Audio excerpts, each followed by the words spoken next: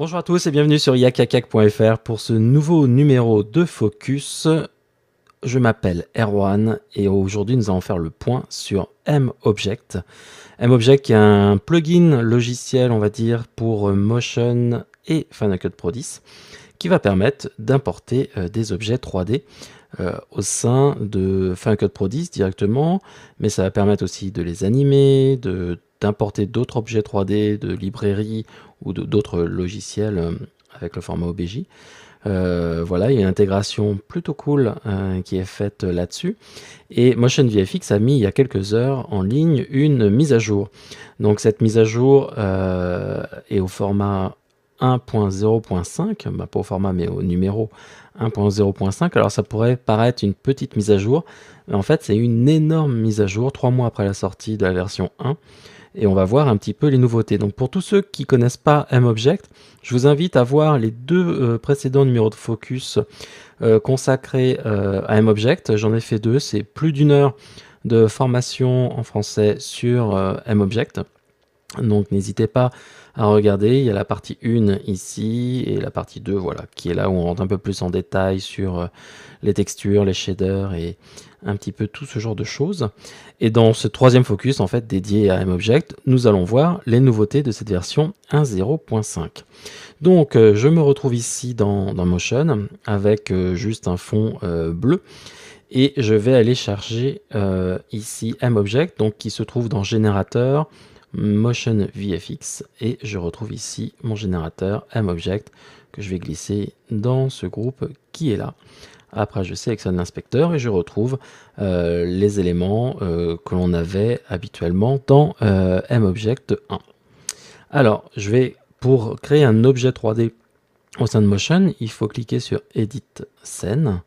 Voilà, ça va permettre de lancer une interface par-dessus Motion, et dans cette interface qui dispose, vous voyez, d'un espace 3D, je vais pouvoir ici, par exemple, soit aller dans mes librairies et charger des objets 3D, soit importer un objet 3D au format OBJ, soit je vais pouvoir créer un texte. Alors pour cela, on va dans 3D Extrude. Par défaut, il me crée un petit texte qui est ici. Je vais pouvoir demander à mettre quelques lumières, voilà, pour voir un petit peu mieux l'objet. Donc là, on voit bien l'objet. Et je vais rien faire, en fait, sur cet objet. Je vais juste demander à MObject de me l'importer directement au sein de mon projet Motion. Donc le voici. Je vais pouvoir l'ajuster et le baisser comme cela. Alors pour l'instant il est un peu plat parce que j'ai pas sauvegardé les lumières et autres choses, mais on va travailler un petit peu ce texte. Alors première nouveauté avec cette version 0.5, c'est qu'auparavant pour modifier le texte j'étais obligé de retourner dans Edit Scene, donc recharger l'interface, donc c'était plus ou moins rapide. Maintenant c'est beaucoup plus rapide au niveau des chargements, et ensuite retourner dans 3D Extrude et lui demander de faire Edit pour pouvoir changer les paramètres. Maintenant, on n'a plus besoin de faire tout cela, car ils ont rajouté le petit bouton ici, Edit Text. Donc je vais pouvoir le sélectionner et j'ai directement la fenêtre de modification des paramétrages en fait de mon texte. Donc par exemple, je pourrais changer le texte directement ici, mettre yakakak.fr. Voilà, changer la taille de ce texte. Donc on va mettre juste 100, je pense que ça va être voilà, assez grand, peut-être un peu plus, on va mettre allez, 150.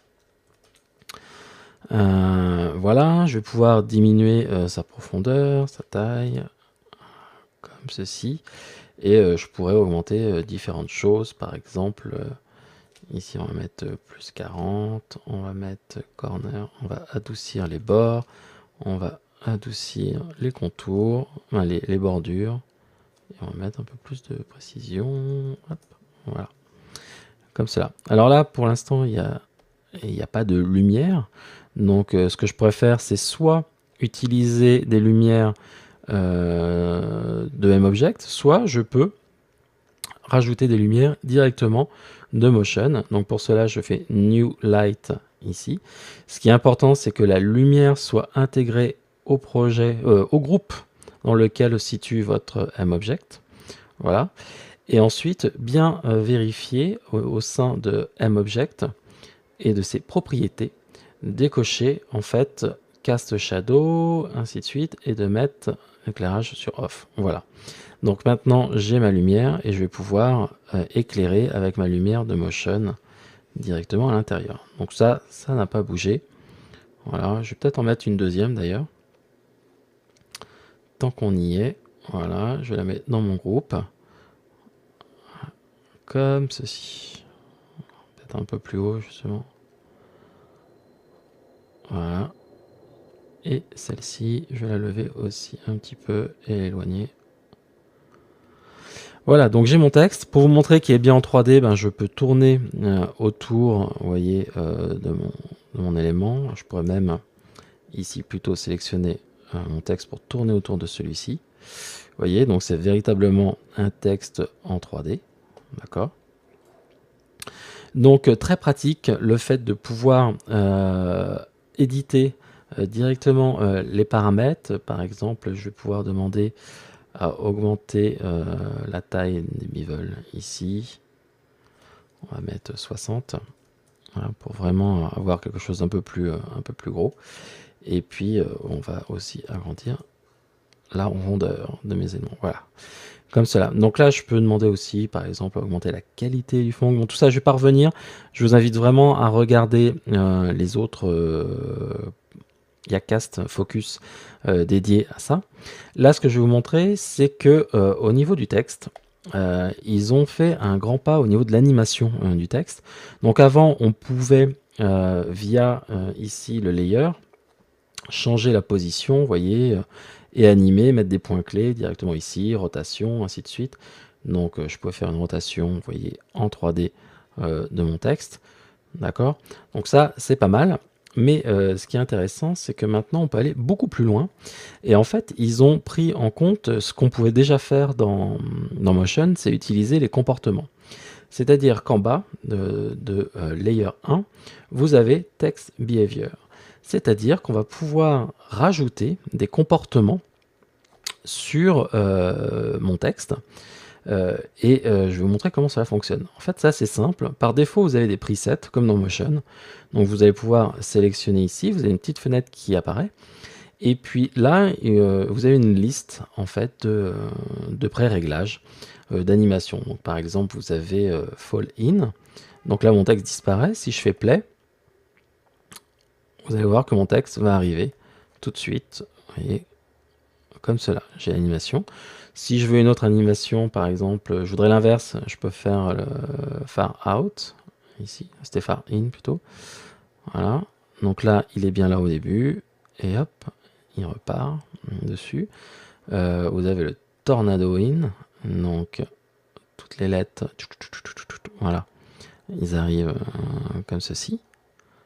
Ok, donc des lettres en 3D. Donc c'est exactement la même chose au niveau de l'animation du texte 2D de Motion. C'est-à-dire qu'on a un comportement et puis on va pouvoir modifier les comportements. C'est-à-dire qu'on a exactement les mêmes paramètres. Par exemple, on peut choisir la séquence, c'est-à-dire je pars de mon animation, c'est-à-dire donc là les éléments sont loin, ou bien je peux aller vers cette animation, c'est-à-dire que je peux demander à ce que, au lieu que les lettres arrivent, les lettres repartent, donc inverser l'animation. Je peux demander que c'est juste un état intermédiaire, donc je passe à travers cette animation. Donc vous allez voir ici que les lettres vont partir et hop, elles reviennent, voilà, aussitôt. Donc c'est juste un état intermédiaire, voilà, et je repars vers une valeur. En fait, globalement, il y a une valeur de position, de rotation et autres. Soit je décide que je vais vers cette valeur, soit je pars de cette valeur, ou bien c'est une valeur intermédiaire entre le début et la fin de mon texte. Alors ce qui est assez génial, c'est que donc vous avez déjà une liste préétablie, mais bien sûr, comme dans Motion, vous avez la possibilité de créer votre propre animation. Donc pour cela, je vais cliquer ici sur Empty. Donc ça réinitialise mon paramètre. Et ce qu'on va faire ici, c'est dans Format, on va pouvoir retrouver ici tous les paramètres de position, de rotation, de scale, de point d'ancrage et l'opacité. Donc par exemple en position, pour comprendre comment cela fonctionne, je peux mettre activé et je vais dire je voudrais que mon texte apparaisse tout en haut, dès le début, voilà, dessus. Sauf que je veux que ce soit lettre par lettre que ça apparaisse, voilà, et au niveau des lettres, voilà, je veux que ce soit comme ça. Donc là, il part du haut. Et je vais ici sélectionner From, voilà, caractère, from, et je mets la lettre.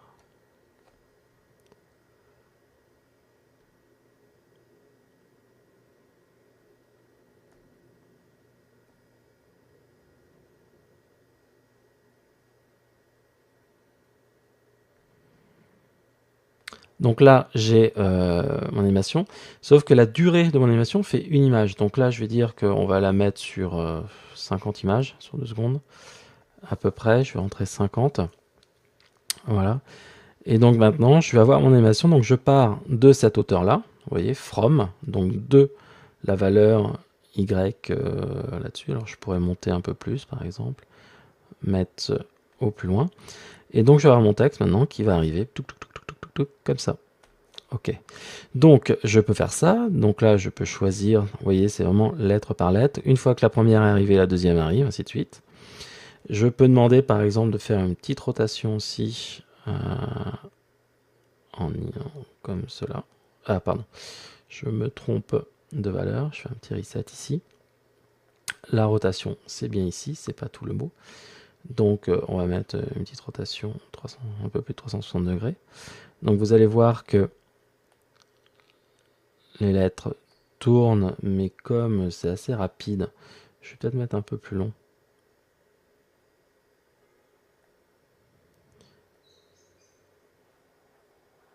Tac.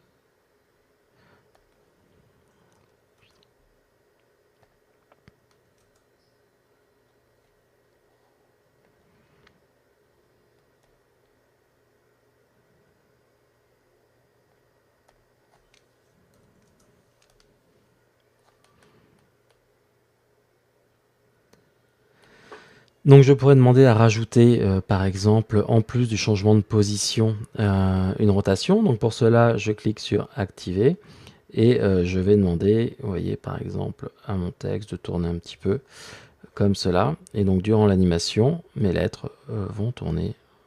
Bon là c'est un peu rapide, mais si on regarde, je reviens en arrière, voilà, image par image, on voit que les lettres tournent directement comme cela.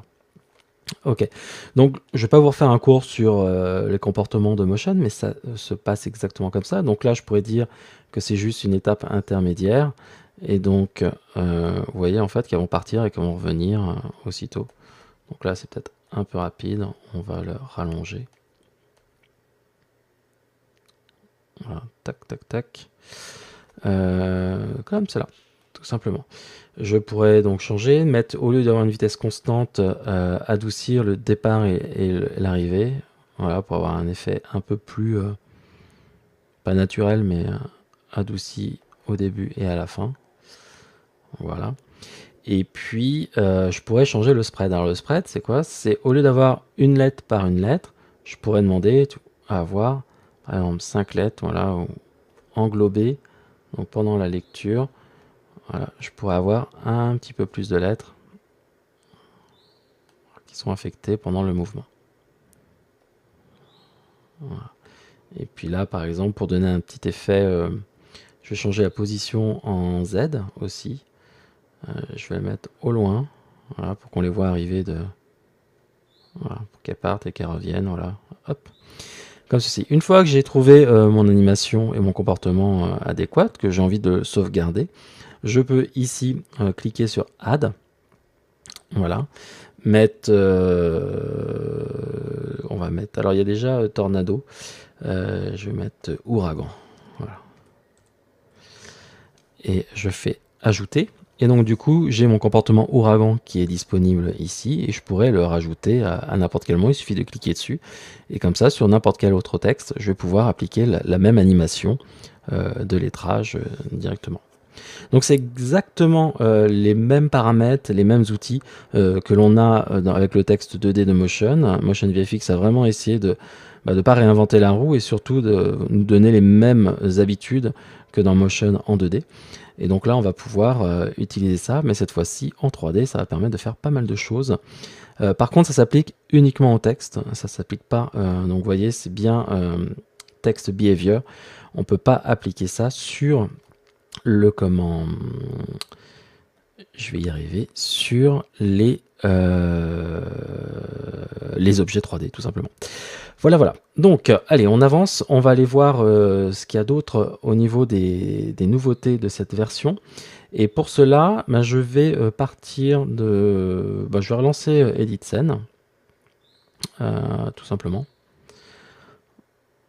Voilà. Et ce que je vais faire ici, donc là, il me remet l'élément. Je vais demander à nettoyer la scène. On va repartir de 0. Et ce que je vais demander ici, c'est aller dans ma librairie et charger iProduct. iProduct, c'est une librairie qui est gratuite, qui a été faite par Motion VFX, qui permet d'avoir un iMac, un iPad, un iPhone, un iPad mini, un MacBook Pro et le nouveau Mac Pro. Donc là, je clique sur le Mac Pro, ça importe directement dans ma scène le Mac Pro. Donc un objet, vous voyez, qui est disponible directement ici. Et puis là, j'ai envie de jouer justement sur la réflexion, parce que le problème avec le Mac Pro, que ce soit avec le vrai ou en 3D, la problématique, c'est de pouvoir jouer sur la lumière pour pouvoir le prendre au mieux en photo, ou pouvoir créer de l'animation, par exemple, sur de la lumière de cet objet. Donc, ce que je vais faire ici, c'est utiliser ce qu'on appelle les scenery, en fait, qui sont ici, sont des images où on les appelle en 3D des IBL, Image Based Lighting. Ce sont des images en fait mappées sur une sphère, énorme sphère, vous voyez, ça englobe tout mon projet, tout mon espace 3D de MObject. Et grâce à cette image, alors je vais pouvoir l'utiliser pour les réflexions, mais aussi pour la lumière. Donc par exemple ici, je vais éclairer mon objet à partir de cette image qui est là. Alors cette image, on en a plusieurs à notre disposition. Donc déjà dans la version 1.0, on avait pas mal d'éléments de photos IBL, de scenery pour changer en fait les ambiances, car en fonction des éléments que vous mettez, vous avez une ambiance différente et donc un éclairage différent sur votre objet qui est ici. D'accord ? Donc là, ce qui va être intéressant ici, c'est que par exemple, je vais au niveau de la texture, je vais demander à augmenter la réflexion. Et donc ici, on voit bien en fait que j'ai mon objet, ma texture qui reflète en fait cet élément. Ce que je vais pouvoir faire ici en choisissant une IBL, c'est changer bien sûr le rendu et l'éclairage de ma scène. Et ce qui est important, c'est que dans cette version 1.05, ils ont rajouté beaucoup d'images sur lesquelles qu'on va pouvoir utiliser pour jouer sur l'éclairage de l'objet. C'est-à-dire que je vais pouvoir, vous voyez, avoir différents types. Alors, de prime abord, ça paraît un petit peu bizarre, mais vous voyez, ça permet de donner certains effets qui peuvent être assez sympathiques. Si j'enlève le fond, vous voyez, pour éclairer l'objet, vous voyez, de façon un peu plus bleutée. Donc ça peut être assez sympa d'utiliser ça pour éclairer un objet ou d'autres éléments. Donc je vais en choisir un autre. Voilà, alors là c'est un peu plus psychédélique confetti. Là, je vais pouvoir prendre cet élément-là. Alors ce qui est marrant, c'est qu'ils ont fait, en fait, ce sont comme un studio, un rig de studio, et ça vous sert en fait de studio d'éclairage pour votre objet. Donc ils ont même mis une image ici de projecteur. Voilà. Donc on va pouvoir comme ça tester différents éléments qui peuvent être intéressants. Je vais juste vous montrer, je vais peut-être garder celui-ci, mais je vais vous en montrer quelques-uns d'autres qui sont présents là. Donc ça c'est voilà. Donc, par exemple, pour refaire les reflets de la publicité du Mac Pro, ben, on peut utiliser ce genre de choses. Ou alors celui-ci, voilà, quelque chose de beaucoup plus blanc. Donc, comme j'ai mis une réflexion très forte, voilà. Et ce qui est intéressant, c'est que avec la version 1.5, on a un nouveau contrôle sur, par exemple, alors ici, vous voyez, c'est juste 4 panneaux avec une autre lumière, donc bleutée, puis en haut, c'est orangé. D'accord. Donc, ce qu'on va pouvoir faire ici, si je retourne au niveau de ma texture, c'est qu'on a un nouveau paramètre qui s'appelle Fresnel, qui va me permettre de limiter la réflexion et de créer un dégradé de réflexion au sein. Donc, on part du centre vers les bords de l'objet. Et c'est-à-dire que là, je crée un dégradé, c'est-à-dire qu'à l'extérieur, je garde ma réflexion. Donc là, je vais mettre la réflexion au maximum pour que vous voyez bien. Donc on a l'objet qui est ici. Et plus je vais augmenter le Fresnel, et plus vers le centre, vous allez voir que ça va, la réflexion va disparaître, va s'atténuer. Et ça va me permettre en fait de créer un effet de reflet, mais uniquement sur les bords, pour avoir un éclairage beaucoup plus doux et pouvoir faire des effets lumineux beaucoup plus sympathiques. Donc le Fresnel est beaucoup utilisé en 3D pour créer des effets justement de bordure, de réflexion, et ça permet de changer de tout au tout. Vous voyez, donc si j'enlève mon élément ici, vous voyez que maintenant j'ai un éclairage qui est assez sympathique, avec une réflexion uniquement sur les bords, j'ai plus rien au centre, d'accord, et je vais pouvoir animer l'ensemble. Donc je pourrais mettre par exemple l'éclairage pour encore ajouter un peu plus de lumière, mais bon là ça change tout. Donc je vais garder ici, je pourrais mettre 4 lumières comme ça, mais je garde les réflexions. Donc vous voyez, j'ai récupéré 4 lumières, mais j'ai maintenant des lumières avec des couleurs un petit peu différentes. Si j'en mets juste une à droite, voilà. Mais globalement, juste avec la réflexion, on peut faire des effets grâce au Fresnel d'éclairage qui sont de rendu un petit peu différents. Donc ça, c'était le premier point que je voulais vous montrer. Le deuxième point, c'est qu'au niveau des scènes aussi, donc on est comme dans un studio. Et ce qui peut être intéressant, c'est lorsque l'on bouge une lumière, ça permet de créer des animations autour de l'objet. Et là, ce qui est pas mal, c'est que maintenant, avec la nouvelle mise à jour, c'est qu'on va pouvoir cliquer ici dans l'image, et je peux bouger en fait le studio. Donc ça, c'est assez pratique, parce que du coup, je peux créer une animation.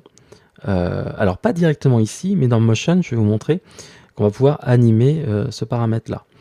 Donc, je vais juste faire OK. Donc là, il va me charger, il va m'enlever le texte. Donc maintenant, j'ai à la place de mon texte ici mon Mac Pro, donc je pourrais tourner autour comme cela. Et au niveau de on paramètre ici Scenery, d'accord, j'ai la possibilité donc d'afficher ou non l'élément. Donc là, si voilà, bon, ça change rien parce qu'il prend le dessus. Donc là, je retrouve mon studio, mais j'ai pas envie de voir mon studio, j'ai envie de garder mon image de fond. Par contre, je voudrais animer un petit peu la lumière autour de mon objet. Donc je vais juste faire un petit reset de ma caméra. Voilà, pour vous montrer. Je vais peut-être tourner voilà, le Mac pour avoir la vue de face. Et puis là, je vais pouvoir animer, vous voyez, sur les bordures, la réflexion, donc le studio. Et donc jouer sur justement l'éclairage grâce à l'animation de l'IBL pour avoir quelque chose d'un peu plus précis ou défini. Donc ça, c'est quelque chose d'assez intéressant, vraiment pour animer votre objet. Vous n'avez pas besoin de le bouger, vous bougez juste ça et ça permet de faire des petits effets lumineux sur votre élément. Et c'est honnêtement très sympathique, on va dire.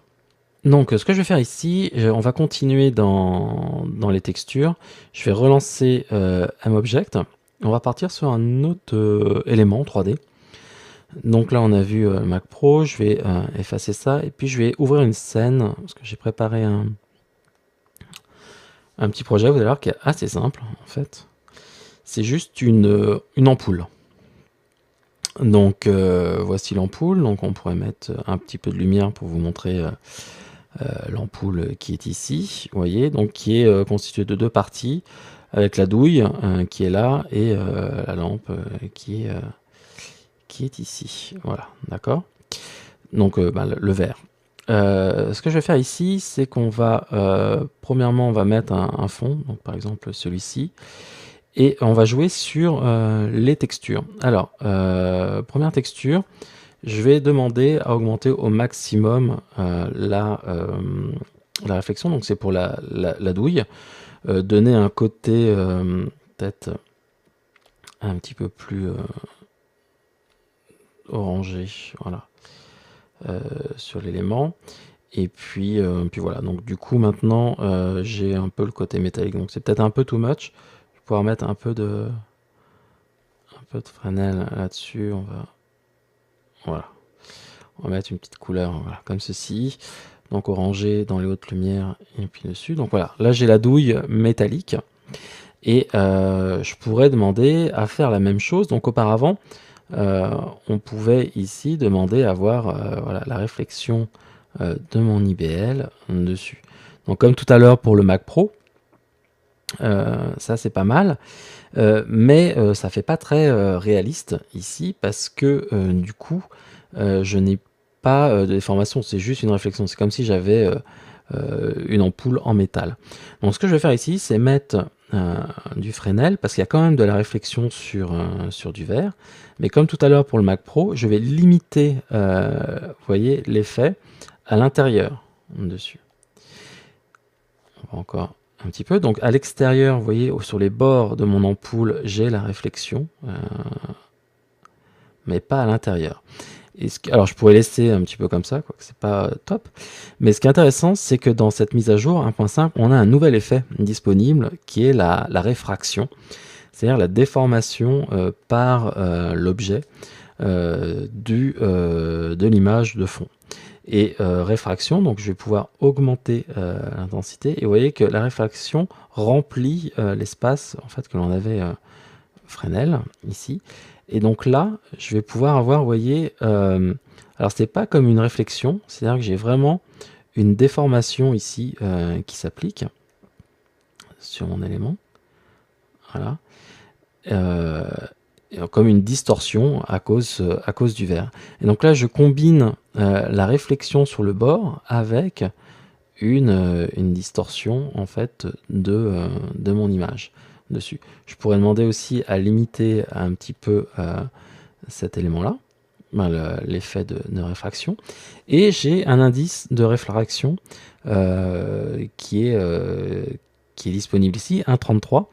Alors, Motion VFX nous indique en fait que si vous allez sur Wikipédia, que vous tapez index de réfraction, pardon, 1,33 c'est celui de l'eau. Donc vous allez pouvoir modifier, vous voyez, pour augmenter par exemple la déformation ou la diminuer.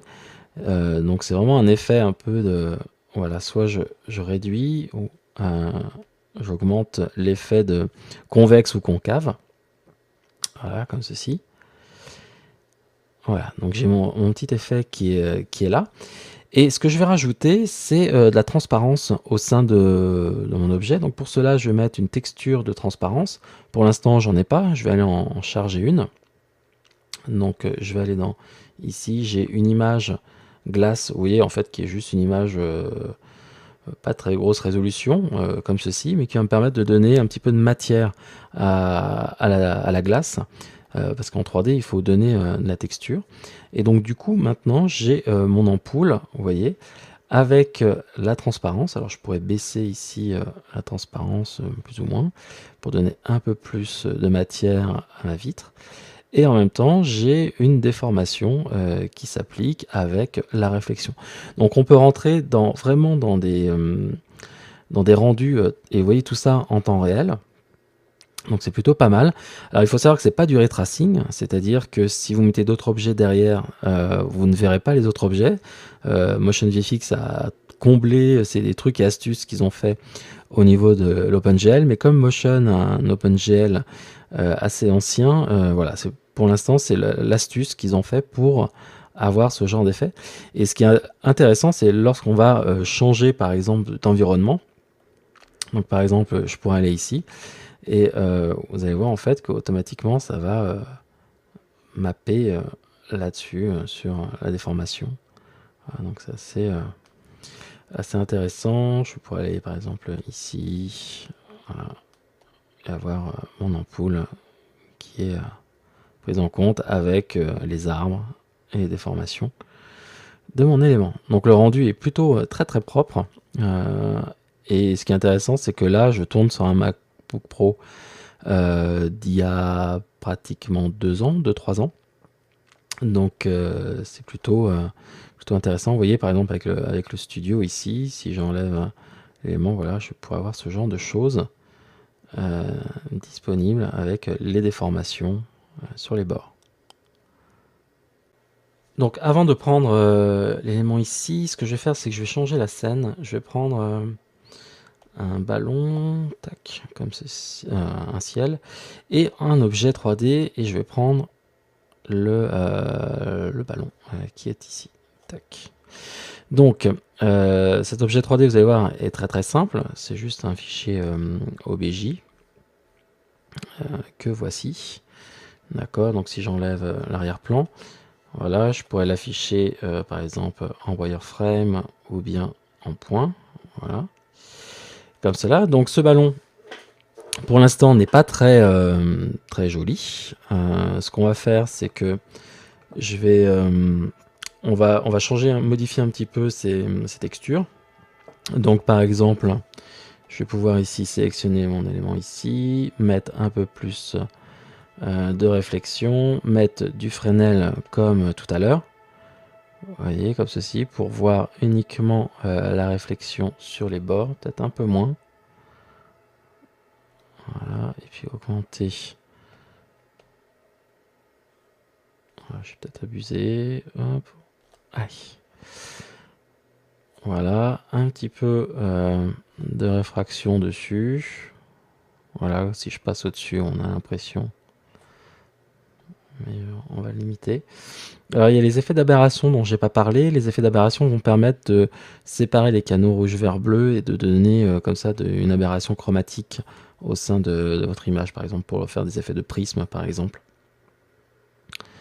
Je vais calmer un petit peu le jeu là-dessus. Je vais juste mettre ça pour avoir une petite texture. Et puis, on va changer la couleur parce que c'est un ballon plutôt rouge qui se voit un petit peu mieux avec des reflets un petit peu plus rouge clair. Voilà. Comme ceci. Donc là, j'ai mon ballon qui est affiché. Et puis, on va pouvoir le mettre voilà, dans le ciel. Avec la distorsion. Et puis, je vais faire OK. Et on va prendre un building. Que je vais mettre là. Ce building, je vais le mettre au loin. Mais beaucoup loin parce qu'en fait, je vais beaucoup le grossir. Voilà. Je vais le descendre. Comme cela. OK.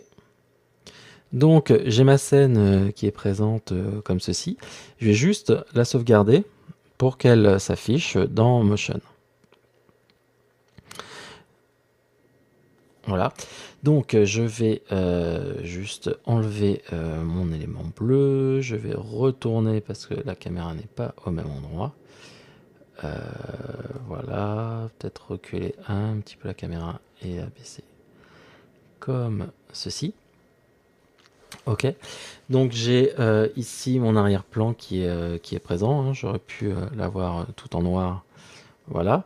Ce qui est intéressant, ce qu'on a vu tout à l'heure, c'est que je vais pouvoir faire tourner ici les éléments et du coup changer le ciel, voyez, comme ceci. Donc ça peut être, on peut mettre par exemple rapidement, on va mettre un comportement, on va mettre une rampe, voilà, tout simplement. Et puis start value, on va mettre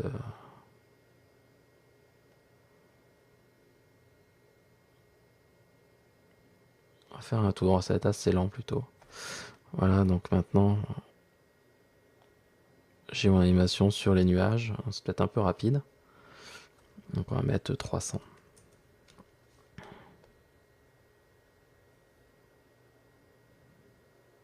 Voilà, donc je vais avoir ici la réflexion des nuages qui va se faire. Et le tout est animé automatiquement par le comportement. Et les nuages vont bien sûr être déformés par le ballon qui se situe ici. La chose qui est importante maintenant, c'est que dans Motion, on va pouvoir donc rajouter une lumière. La lumière doit être absolument dans le même groupe que votre MObject. Et on va pouvoir, alors si je recule ici l'élément, hop, on va le faire passer. Alors, il faut qu'on se déplace un tout petit peu, comme ça.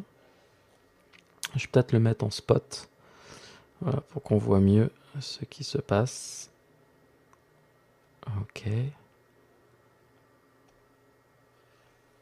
Et voilà, je vais le mettre là. Ça, je suis sûr d'être derrière mon élément. Puis à la rigueur, après, je changerai. Je vais augmenter l'intensité. Voilà.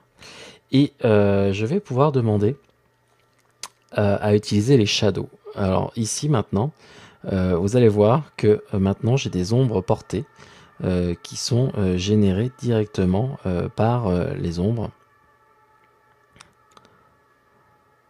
Comme ceci. Tac, tac, tac. Alors ça demande pas mal de ressources à la machine. Voilà. Et pour s'afficher. Et ce qui est intéressant, c'est que c'est en temps réel. Donc au niveau de votre MObject, vous avez maintenant un nouveau élément qui s'appelle Shadow. Vous allez pouvoir activer ou désactiver. Vous allez pouvoir jouer sur la résolution. Alors la résolution, si vous allez au plus bas, vous voyez que la résolution n'est pas topissime. Mais si vous augmentez ici la résolution, vous allez avoir quelque chose de beaucoup plus défini, mais qui va prendre beaucoup plus de ressources. Donc je vous invite, lorsque vous mettez en place vos lumières et vos éléments, à avoir une ombre portée beaucoup plus basique, on va dire. Et puis après, pour le rendu, n'hésitez pas à mettre une résolution voilà, au maximum pour avoir un meilleur rendu directement. Donc là, je vais pouvoir par exemple revenir sur la light et la remettre en point. Pour plus avoir les effets. Bon là ça fait un peu bizarre et je vais pouvoir justement atténuer la lumière avec l'opacité. Je vais pouvoir complètement réduire l'opacité de cet élément. Et ce qui est intéressant, c'est que si vous dupliquez votre ballon, donc je vais revenir dans ma scène qui est là, je vais le dupliquer 3 fois. Tac. Et puis encore, duplicate. Ok, lui je vais le mettre sur layer 3, au cas où j'anime, et lui layer 4. Voilà, comme ceci. Et puis je vais pouvoir déplacer les ballons, comme cela. Jouer sur... hop.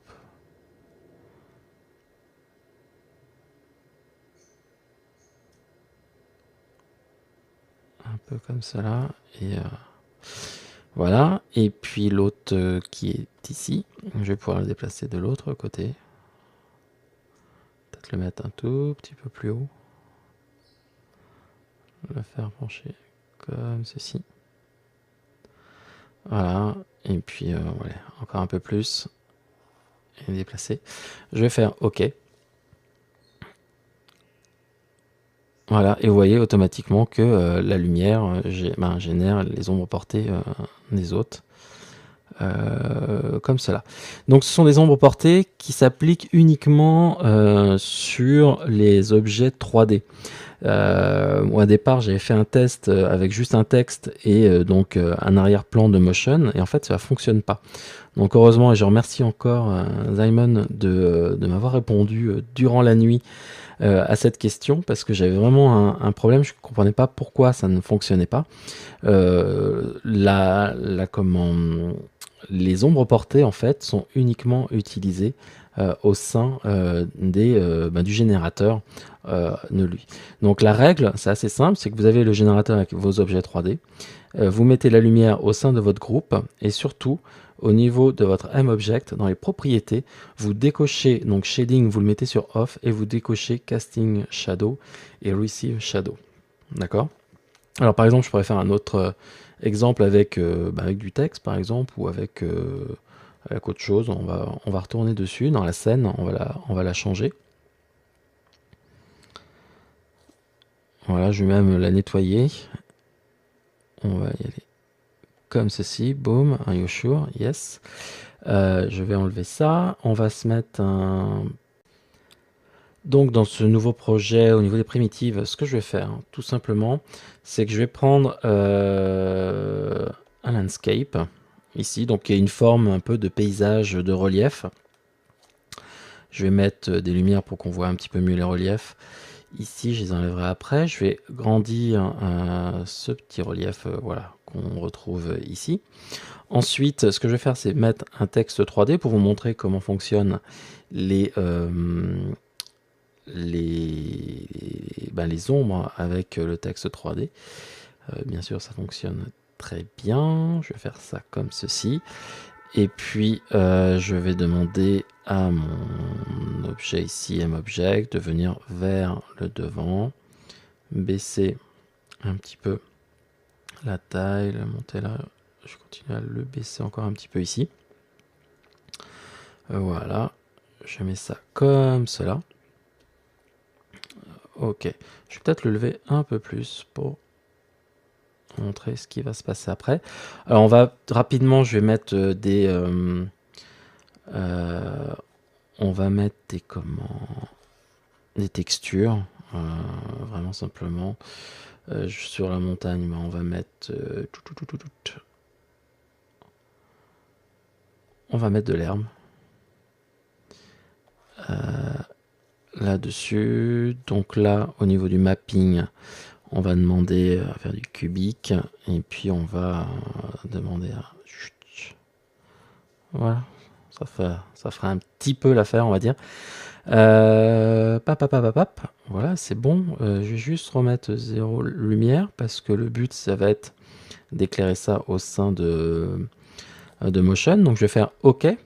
Donc là, c'est un nouveau projet au sein de Motion. Donc j'ai juste mon MObject qui est là. Donc là, ah oui, une petite chose que je vais faire. Voilà, je vais rééditer. C'est que je vais séparer les deux, layer 1, layer 2, pour pouvoir animer l'ensemble et vous montrer. Je vais juste mettre voilà, le MObject sur le deuxième calque. Comme ça, je vais pouvoir les animer l'un par rapport à l'autre sans trop de problèmes. Donc là, au niveau de la caméra, je vais juste tourner ça comme ceci, m'éloigner un petit peu plus. Voilà. Et tourner par rapport, par rapport à ça. Voilà, comme ceci. Donc maintenant, je sélectionne donc mon MObject. Donc la règle pour éclairer un objet dans Motion, vous sélectionnez votre objet MObject. Dans les propriétés, vous demandez à désactiver Shading Off et Cast et Receive Shadow Off aussi. Ensuite, après, il suffit juste dans le même groupe de rajouter une lumière, donc la glisser dans le groupe, voilà, qui est ici. Et puis ensuite, vous avez la lumière qui est présente. Donc ce que je vais faire ici, c'est que je vais le mettre en spot pour qu'on voit bien qu'est-ce que j'éclaire et qu'est-ce que j'éclaire pas. Voilà, et puis je vais surtout augmenter l'intensité. Voilà, donc on va monter ça. Et voilà, comme ceci, tac. Je vais être sûr que ma lumière soit bien devant. Donc là, je vais pouvoir rebaisser l'intensité, remettre sur le point. Ok, donc là, j'ai ma lumière. Et ensuite, il suffit juste de cocher Shadow ici au sein de votre lumière pour dire que ma lumière génère des shadows.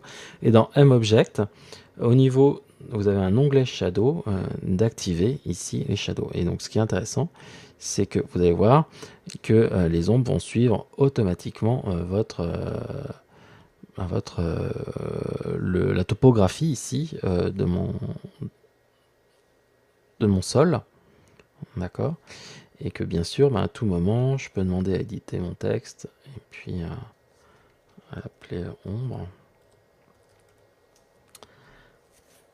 Voilà, avec un S, ce serait mieux. Hop, et puis demander que ce soit un petit peu plus fin. Le fait de pouvoir modifier le texte directement depuis Motion, c'est vraiment quelque chose d'assez génial. D'accord. Donc maintenant, si je bouge mon texte était sur le layer 2, je vais pouvoir bouger le texte et vous voyez en fait que mon ombre fonctionne parfaitement bien. Il glisse au niveau de mon texte, tout ça en temps réel. N'oubliez pas dans Shadow donc de jouer avec la résolution. Si vous voulez avoir quelque chose de très précis, vous pouvez monter à 2048 donc au niveau de la texture, ou alors quelque chose d'un peu plus un petit peu plus carré. Voilà. Ce qui est important aussi, c'est que les objets se font de l'ombre sur eux-mêmes.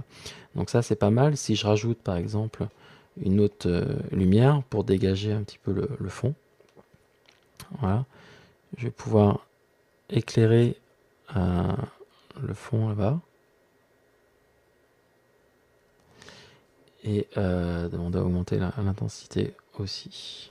Et le tout, le mettre voilà, dans le fond. Et donc là, je vais pouvoir comme ça éclairer le fond.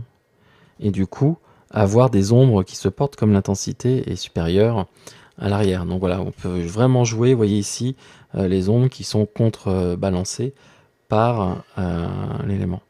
Donc faire des choses vraiment très très intéressantes au niveau des ombres et des lumières maintenant au sein de MObject.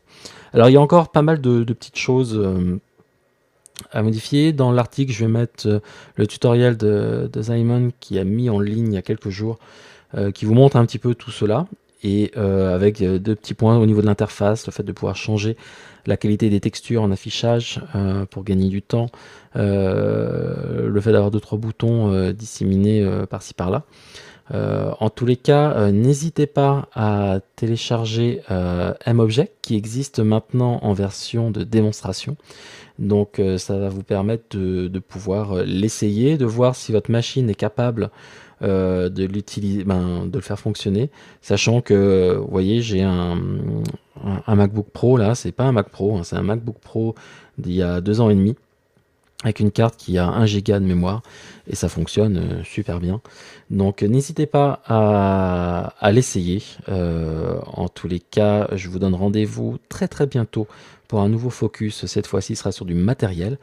Et puis voilà, si vous avez des questions, n'hésitez pas de poster vos questions au sein des commentaires sous l'article. Voilà, à très bientôt sur yakakak.fr, et bonne journée, bonne soirée ou bon week-end. Bye bye.